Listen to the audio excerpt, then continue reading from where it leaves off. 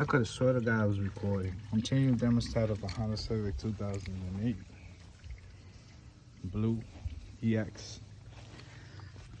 I remove this little cap. Make sure you stay with the old ring. Stay boom, down here. Right there. Where it's leaking from. That's where it goes. This is my coolant screen. Honda has blue.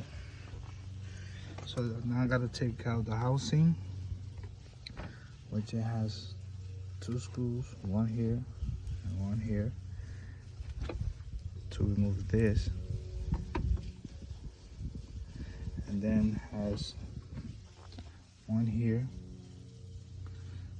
and another one somewhere down there.